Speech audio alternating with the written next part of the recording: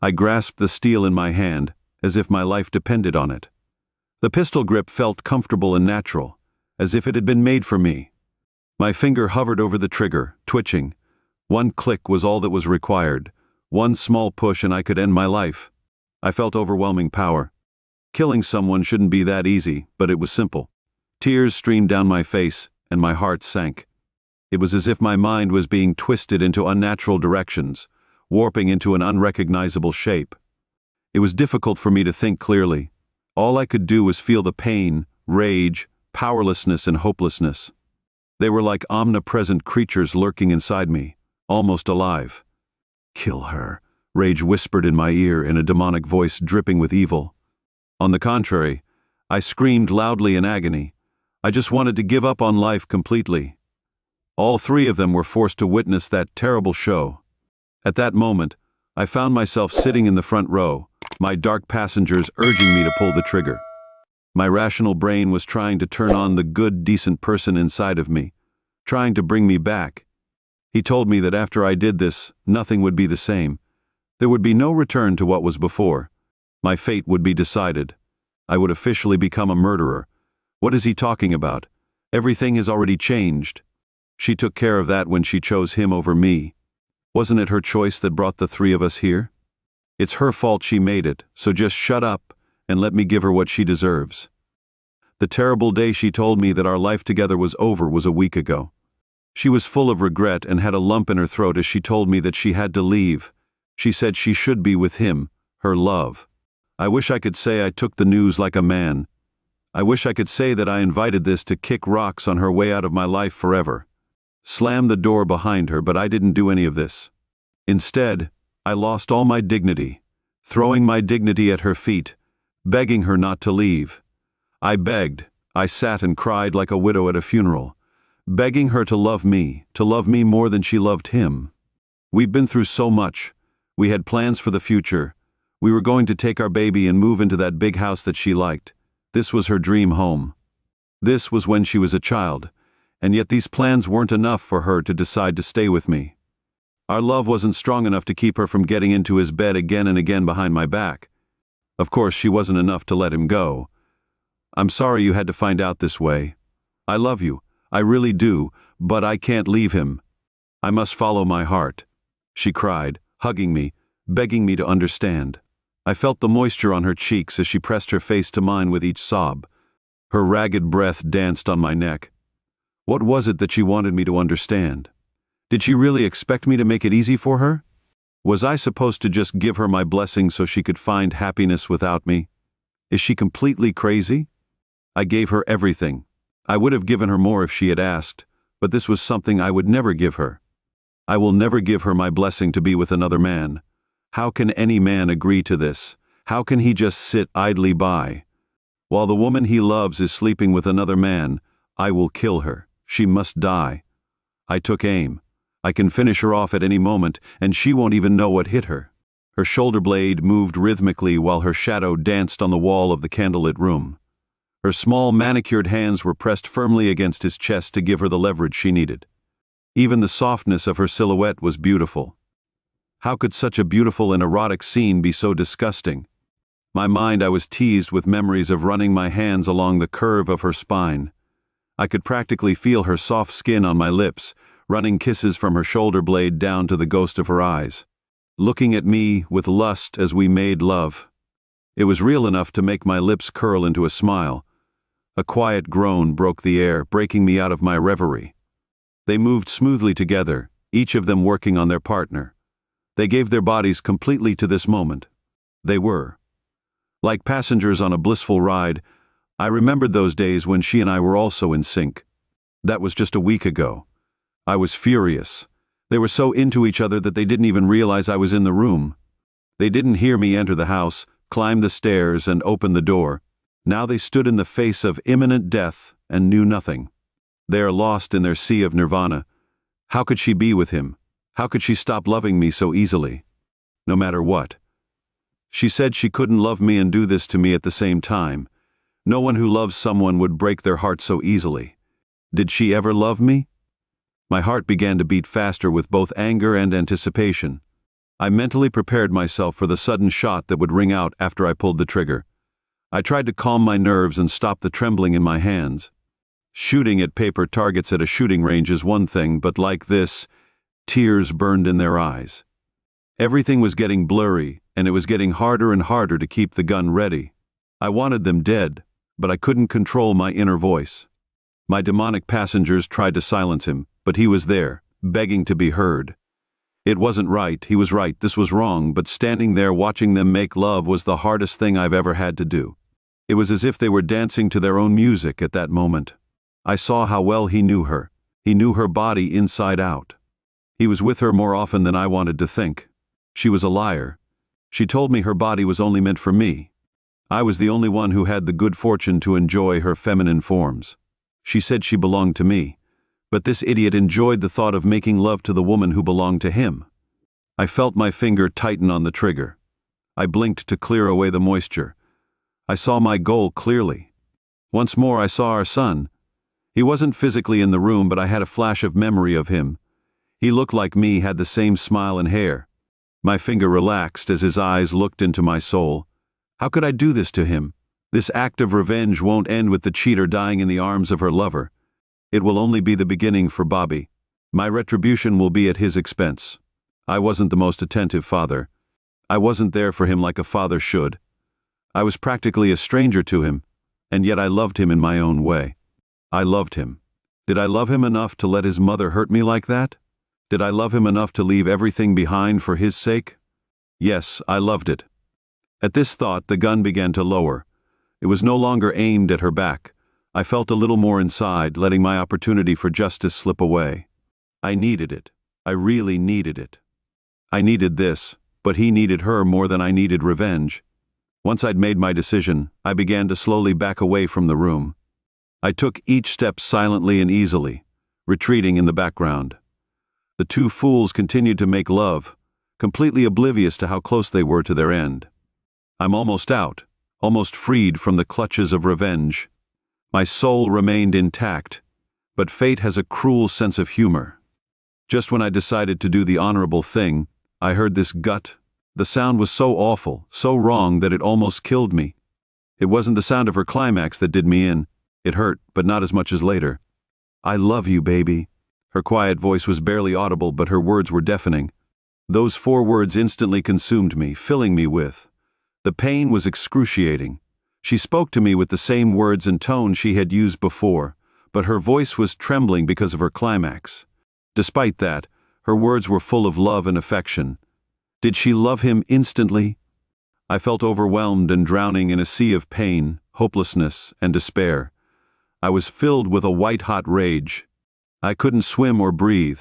The water was too choppy and the waves were too strong.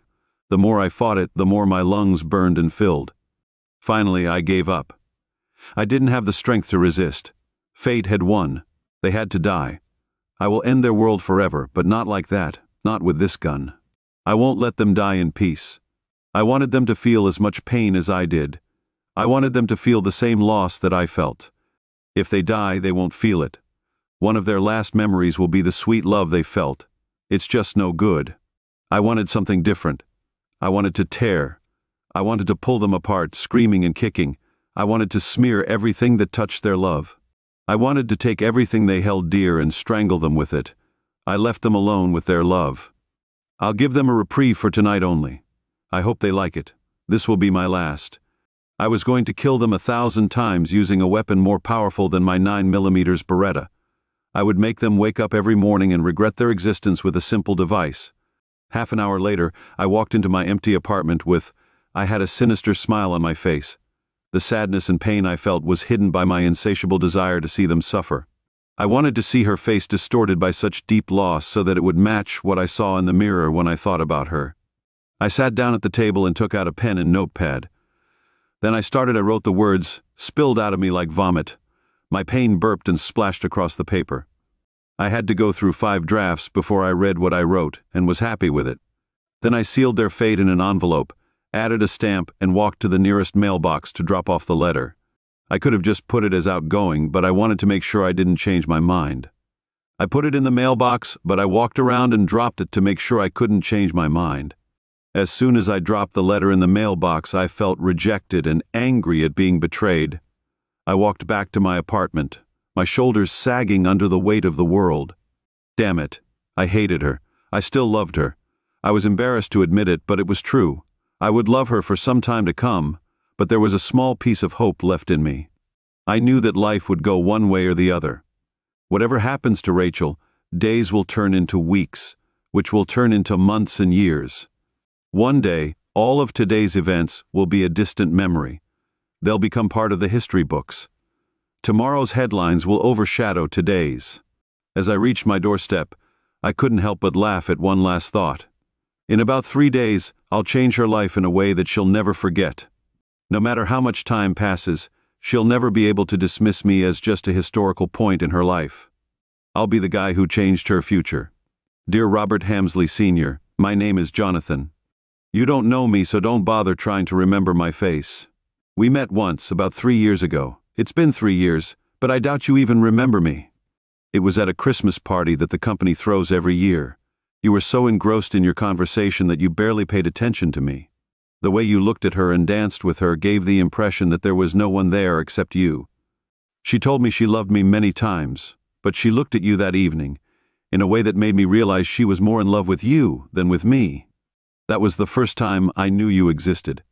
She'd never mentioned you in the office before, and she didn't even wear a wedding ring. As soon as she stepped from that moment on, you ceased to exist for me. I shouldn't have been at that party. She tried to come up with an excuse to keep me at home, but I insisted I wanted to be with her that evening, so I ignored her flimsy arguments and came anyway. Was this really the biggest surprise of my life? I had to throw her out of I tried to leave, but I couldn't. I refused to believe it, no matter what my head told me. Instead, I believed her lies when she told me that you meant nothing to her and that I was the only love in her life. I believed her because my heart wanted it that way. I know you, but you don't know me. I know the woman you married. I know her well. You know her too, because you're married and we've been having an affair for 4 years. I know what you're thinking. We're together for a little over a third of your marriage. You might think it's a mistake. Maybe this letter was meant for... Maybe you think I'm confusing your Rachel with someone else who goes by the same name. I know you're hoping this isn't true, but I can prove it to you. I can show you the private parts of her body. Those parts that a man can't know unless he's seen her in the throes of passion. I could do this, but I don't have to. I have much more accurate evidence, my son. All you have to do is check out Bobby Jr. I say that your son is not your son. He is my son. I am his biological father. He may have your last name, but he has my blood in him. If you don't believe it, well, you're in luck. We live in a world where it's easy to get to the truth. All it takes is a swab from the inside of his cheek. I'll save you time by sending you a copy of the DNA test your wife took a couple of years ago. She doesn't know that I have it. I destroyed the original, but when she was sleeping in my bed after showing it to me, I made a copy. Maybe I subconsciously suspected that the 3 of us would end up at this point tonight. I was at your house and saw you two having sex in your bed. It was the hardest thing I've ever had to endure. I kept remembering Rachel and I used to have sex on this bed every time you were away. I was there for her. You looked so happy. You were sure she was yours. Do you want to hear something funny?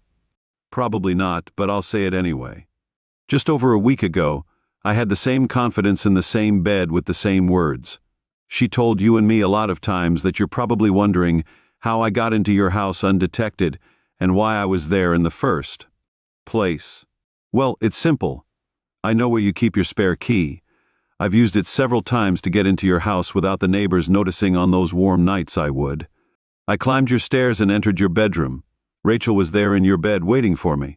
I managed to stay undetected because I know your living room so well that I can walk around blindfolded and not bump into anything. I managed to climb the stairs quietly because I know which steps squeak. Rachel was always adamant about not waking our son. Yes, he was home sleeping in his room, so she always made me tiptoe around.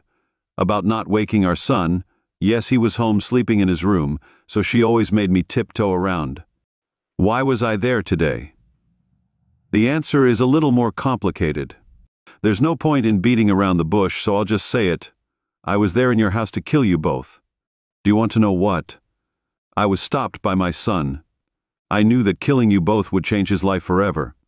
I couldn't do this to him. He doesn't deserve this. I wish I could tell you that I regret all of this, but I don't. You need to know what kind of woman you are married to. The love you share with her is not just yours.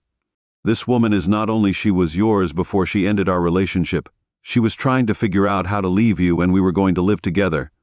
I don't know why she suddenly changed her mind and decided to stay with you. You win in this aspect, but did you really do it? Does this knowledge make her love any less special? It's hard to accept that she can give her love to someone else so easily, especially since it's no longer a rare commodity. Does that make the love in question any less valuable? I hope it upsets you. I hope the pain you feel makes you wiser than me. I hope you'll do what I should have done when I realized that her sweet. If you're worried about having to look over your shoulder, don't be. I'll end this letter with a promise. You don't have to worry about me trying to finish what I started. I won't bother you ever again. You can even send the police on me and arrest me for breaking and entering if you want. I know you want to, but I bet you won't. I bet you understand that your quarrel is not with me, just as I realize that mine is not with you. Wouldn't you rather think of me as the guy who opened your eyes? I will never bother you again because you are both in my past. I need to let her go and heal. I can survive the pain of losing. In the end, I'll move on and she'll just be a thing of the past. What I can't handle is the pain that comes with constantly hating her. She's not worth it, not anymore. If you want my advice, get rid of her. The loss you will feel by doing this will pale in comparison to what you will experience if you always have her in your life. You'll find yourself wondering every day whether she'll leave you for another man. Believe me when I tell you that watching her walk out of your life is enough to make a man do the unthinkable. Take this advice, whatever the cost. Sincerely finished with her, I looked at my watch, waiting for the pimply teenager to make a simple sandwich. If I had known how long it would take, I would have gone back and done it myself. I was already in a bad mood. It had been 2.5 years since I was last here, and things hadn't been good. Memories associated with him. My plan was to close this contract. My job sent me to sign it and get the hell out of here. If I'm lucky, I'll be able to do this without running into ghosts from my past. John, I'm never lucky. I heard my name spoken almost in a whisper as I stood in line waiting for my lunch order. I heard a quiet, sad voice behind me. I didn't need to turn around to recognize the owner. I remembered that once upon a time hearing her say my name would have made my heart flutter. But that's not the case anymore. I turned to face the beautiful woman from my past, Rachel. Our eyes met again, just like many times before. I got a strange feeling of déjà vu. This was where our first date was many years ago. It wasn't really a date, it was more like lunch with a colleague. At least, that's what we told ourselves at the time. There was a strong physical attraction between us, and there was also a lot of sexual tension because we were flirting with each other. The banter and sexual innuendo made our shared lunch anything but innocent. I didn't know anything about her husband. She was an inaccessible woman, but to be completely honest, I wouldn't care if I did. As soon as I looked into her eyes and heard her guttural laugh, I was lost. I succumbed to her charms, her song, and in the end I met my fate. I felt nostalgic for the erotic memories Rachel and I had, but other memories followed. Disappointment, loneliness, insanity. Rachel flashed a small smile and waved as I turned to her. I thought it was you, she said, giving me another one. Hey, Ra, I said, unwittingly doing the same. She was still a knockout, and I couldn't help but appreciate it. I didn't expect to run into you here, so I was pleasantly surprised at how calm I felt. My voice was smooth and full of sincere warmth. I didn't have to pretend at all. There was a time when just hearing her name, even if it was addressed to another woman, would send me into a tailspin. But here I stand in front of the object of my death and feel completely under control. If I'd been addressed to another woman, I'd have been in a tailspin. But here I am in front of the object of my death, and I'm completely under control. You disappeared when you transferred. Her eyes broke contact for a moment and looked down. Something like melancholy flashed across her face, but it was a quick I nodded in agreement. I had to leave. I needed a change of scenery. I needed space. She nodded grimly at what was left unsaid. I think we both needed it. There was an awkward silence. She looked like she was about to say something else, but I heard someone call me. I had to break away from the conversation abruptly. I looked at the waiter and let him know the food was mine. I quickly returned my attention to Rachel. "It's my turn. It was nice meeting you." She smiled at me with thin lips and exhaled too loudly. She didn't seem to be done with the conversation. She seemed a little upset that we'd been interrupted, but all she said was, "It was nice meeting you too, John." I turned away from her to go and get the food. I was about to leave, but as I passed Rachel, she lightly grabbed my arm to stop me. "Hey, John, are you in a hurry? I was hoping that maybe we could talk." There were still a few things left unsaid between us. I wanted to refuse, but I knew she was right. The situation really needed to be clarified. I don't have to go back right now. "I'll take a table over there and wait for you," I said, pointing to an empty table in the corner of the restaurant. She followed my gaze and saw that I was pointing to a table in the corner of the restaurant. Her hair was fanned out from the rapid movement of her head. If cameras had been trained on her, this moment could have been slowed down and turned into an ad for $1 million shampoo. "Okay, I'll take it. Take my order and join you," she said with a smile. I sat down at the table and started laying out the contents of my lunch. I was a little annoyed because I had a bag of food instead of a tray, but using my bag as a plate to change food wasn't too bad. About 5 minutes later, Rachel sat in the chair opposite me. At first, we both ate in silence. It was her party, so I figured she'd start talking soon. I had some questions I'd been meaning to ask her for years, but I couldn't find the words. I hoped she'd start talking and fill me in on what I needed to know. It seemed like she had the same hope, so we sat in silence, neither of us looking at each other. I noticed that she was looking at the far wall, and I did the same. "Why did you do this to me, John? Why did you ruin my life?" I looked at her and saw that her eyes were full of tears. A gun or a letter, I thought. I'm mostly right, but I actually understand guns. Believe it or not, but you don't understand the letter. She sniffed and wiped her eyes. "I don't know much about it. I can understand why you want to kill me, but I'll never believe you could do it. You're too good a guy for that, but I would never have expected you to. You went to a lot of trouble to hurt me with this letter. You've ruined my life. The way it was written was like you deliberately chose the wording that would cause the most damage. I thought you were different." I couldn't understand how I felt hearing her say that. That annoyed me the most. She broke my heart as easily as a child breaks fine china. Now she's judging me for what I did in retaliation, without even judging me for trying to kill her. She understood this. She was offended that I told the truth about her despite my righteous indignation. There was something else I felt too, believe it or not. At the same time, I felt guilty, not for what I did to her, but for why I did it. After dealing with the pain, I was able to look back on my time with Rachel and all the memories I had with her and all the declarations of love. I realized that they weren't mine, they belonged to him. I felt bad because I didn't do it because it was the right thing to do. I wasn't honest. I did it as a passive-aggressive act of revenge for a broken heart. She was right. I was completely different. I was always taught to do the right thing, but that's not what my father told me. All the time I spent with her after I found out she was married, I was someone I didn't recognize. But I'll be damned if she judges me. Did you think I was different in some way? Are you serious? No, you thought I'd just disappear and keep your dirty little secret. I wasn't the one who cheated on your husband. Rachel, it's all you. I didn't know him. I didn't love him. You loved him. You swore with him and then broke. You're blaming your failed marriage on me because I told him what you did to him. I think that's nonsense. If you want to blame someone for your marriage falling apart, look in the mirror. Her head snapped towards me, and our eyes finally met. I saw small embers of anger. There was a hint of fire behind them, but it quickly died down. She couldn't argue with the truth. She knew I was right. After a moment, her eyes broke contact again, this time looking down at her food. "You're right," she agreed reluctantly. Another awkward silence threatened to engulf us, so I decided it was my turn to ask what had been. "Even after all this time, you were still secretly nagging me.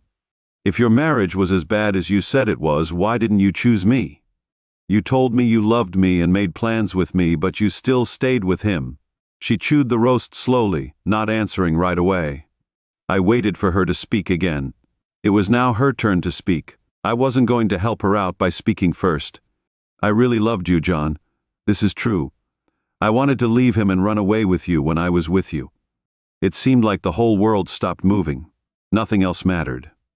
When I was far from you, I dreamed of seeing you again, but I asked when she paused for a moment longer than she should have. I was afraid that she would run out of momentum, but I loved him too. I'm sorry, and this is also true. I know I told you the marriage was in trouble for some time, and this was the case. Her gaze became distant before she continued. And we were both. We met when we were very young. I just turned 20 a few months ago. Back then, it was all about sex. After just 6 months of dating, we got married. We didn't even have a real wedding. It didn't matter at the time. All we cared about was a vow of eternal love. The next few years were great. We had sex all the time, in any place that was even slightly covered. We couldn't go more than a few hours without calling each other when we were separated. We even took a shower together every morning, before going to work. Then, though, tension arose between us. Work began to take up more and more of our time. Bills had to be paid. We had less time for each other because we were constantly working. When he was promoted, we thought it was the answer to our prayers. In fact, it widened the gap between us. He was gone more times because he had more responsibility. I still had to work because even though he was paid more, it wasn't enough. It seemed that when I was at home, he was not there, and vice versa. Then when we were home together, all we wanted to do was sleep and relax. That's where you met me. I interrupted, putting this part together. She nodded yes when I asked her. I met you and it made me realize that I'd forgotten what it was like to be desired and loved. Men always looked at me, but there was something different about you. You made me feel it just like he did when we first met. It opened up a world that I'd closed inside myself. Flirting, sexual jokes, it all made me feel desired when I tried. To rekindle the sex life between Rob and me, he got upset, so I stopped trying that. With her, she looked at me and caught my eye. I nodded in agreement to her statement. I guess I just had to be a lover at work right this time. She nodded at first. Yes, you were supposed to be disposable. She looked at me with a shy smile and said, "You did it so well that I couldn't stop." I had to laugh. Thanks for the ego support. This isn't about boosting the ego. I was just telling you why I continued with you. Okay, so you wanted a romantic night, but I laid you down so well in the bedroom. You couldn't stop, no ego boost here. Please don't be shy, carry on, I said with a playful grin on my face as I sipped my drink. Anyway, she said, giving me a playful look and throwing a napkin at me. I continued to date you. The more I saw you, the closer you became. I gradually lost love for my husband. The banter between us was reminiscent of a time long past, but this conversation was not meant to rekindle those feelings. He was supposed to provide the answers we needed. Why didn't you just divorce him? I asked, bringing us back to the matter at hand. The playfulness disappeared, and the conversation became serious again.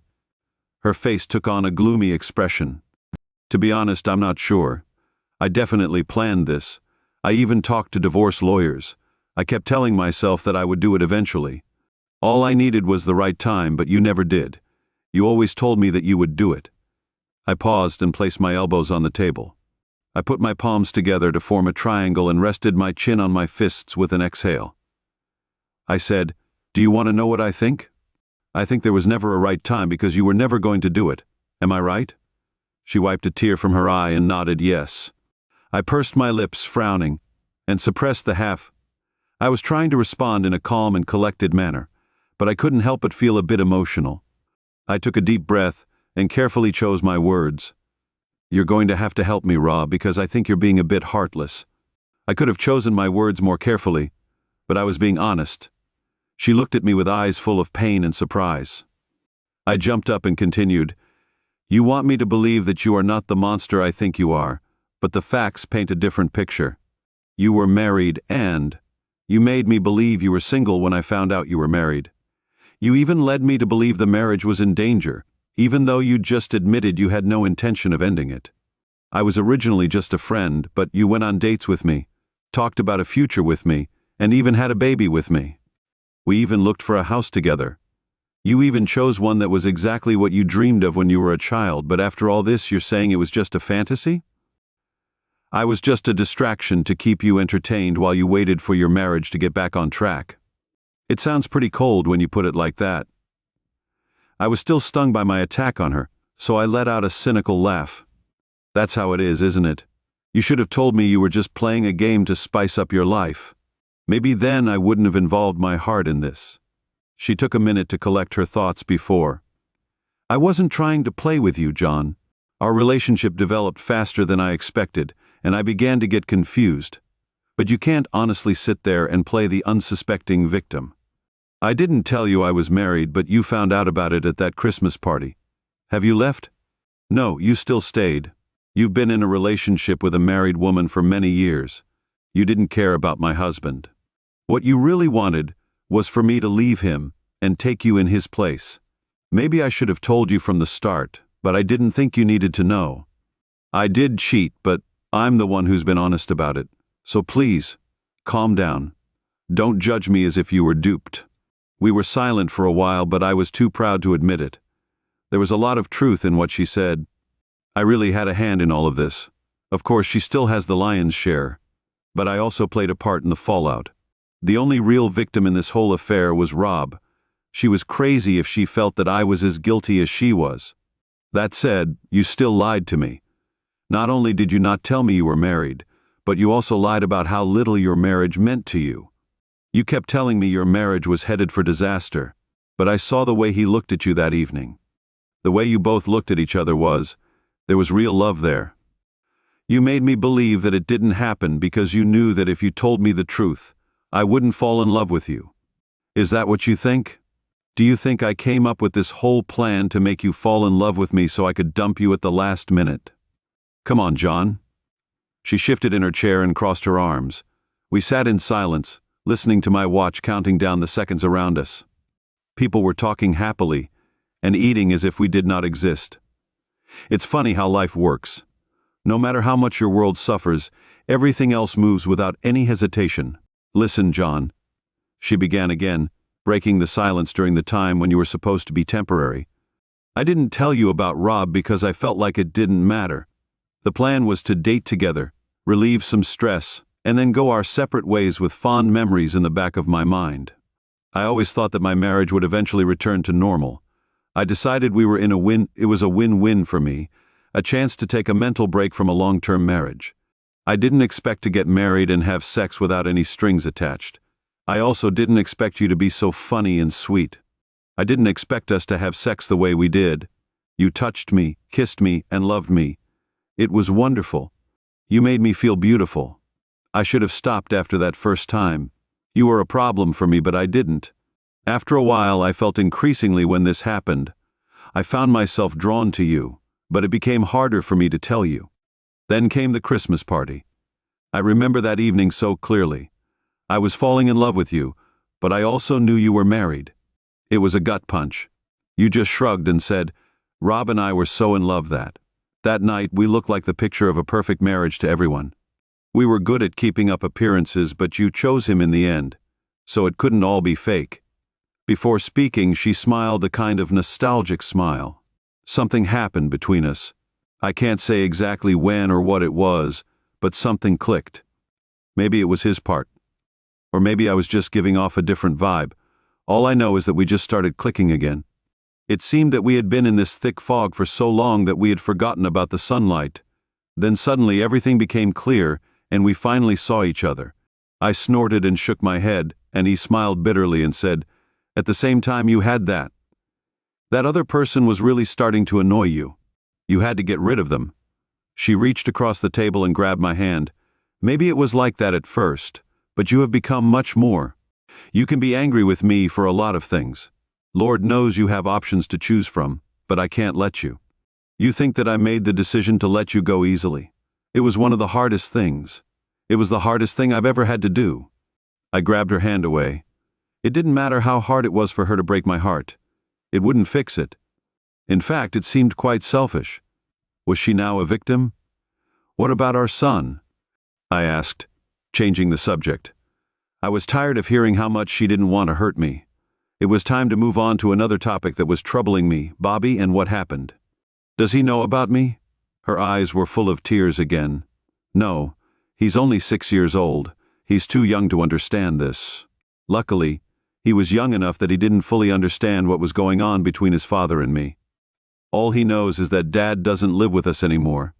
but he still spends a lot of time with him. He gets double presents on Christmas, and on his birthday, his father comes and takes him out for ice cream. If I tell him about you, it will be many years later." She wiped her eyes, then remembered something. She looked at me with narrowed eyes, as if she was curious. "I guess you know I always wanted a son. I told you I have him now, but I don't have the opportunity to be involved in any part of his life.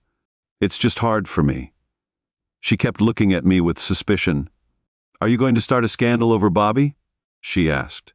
Her voice was both a warning and a threat. "Look, I'm not trying to ruin everything for you. I really don't want to, but you have to understand what I'm going through right now. I have a son who knows nothing about me. You forget that I wanted to take you and arrange your life when you told me you were pregnant, and that the baby was probably mine. I dreamed of a future with you and Bobby. You took this dream from me." She stared at me in disbelief, and then her face became angry. "What are you going through? I need to understand what you're going through. You were gone for 3 years and you didn't even. I thought I'd check in to see how Bobby was doing. I haven't seen a single payment for alimony from you, and you haven't even tried to start doing it. So don't sit here and claim you've been scammed. I didn't do it because I was your secret for 4 years. I couldn't be there for my son because if I was there, you'd have to tell. I understand how you justify the last 3 years. She challenged me after you blew up my life and told Rob everything. Why didn't you try to help your son? I needed to get away from you. If I had stayed, I would have done something crazy. I left for our safety." She leaned back in her chair and glared at me. "So you left your son?